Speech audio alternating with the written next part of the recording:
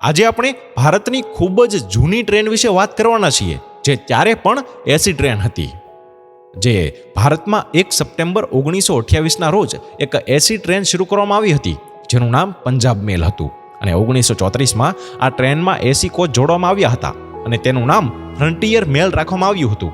તે સમયે ટ્રેનોને ફર્સ્ટ અને સેકન્ડ ક્લાસમાં વિભાજિત કરવામાં આવી હતી. ફર્સ્ટ ક્લાસમાં માત્ર અંગ્રેજોને જ મુસાફરી કરવાની છૂટ હતી. આ કારણોસર તેને ઠંડુ રાખવા માટે એસી બોગીમાં ફેરવવામાં આવ્યું હતું. અંગ્રેજોએ તેની સુવિધા માટે આ સિસ્ટમ બનાવી હતી, જેમાં એસીને બદલે બરફના ટુકડાનો ઉપયોગ કરવામાં આવ્યો હતો, જેને ફ્લોરની નીચે રાખવામાં આવે છે કારણ કે તે ઠંડી હવા ફેંકે છે. આ ટ્રેન 1 સપ્ટેમ્બર 1928ના રોજ મુંબઈના બેલાડ પિયર સ્ટેશનથી દિલ્હી, ભટિંડા, ફિરોઝપુર અને લાહોર થઈને પેશાવર એટલે કે હવે પાકિસ્તાન છે ત્યાં સુધી શરૂ થઈ હતી.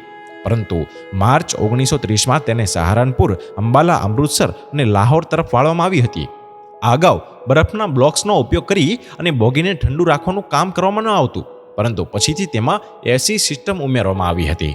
આ ટ્રેનનું નામ ફ્રન્ટિયર મેલ હતું, જે પછીથી એટલે કે 1996માં ગોલ્ડન ટેમ્પલ મેલના નામથી ચાલવાનું શરૂ કર્યું હતું.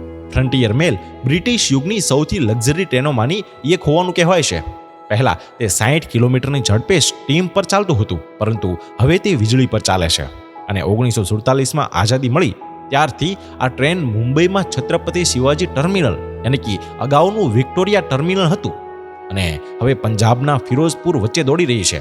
આજે 24 બોગીવાળી આ ટ્રેનમાં એક એસી સાથે જનરલ અને સ્લીપર ક્લાસની બોગી પણ છે. હવે તેની વન વે મુસાફરી 1930 કિલોમીટરની છે.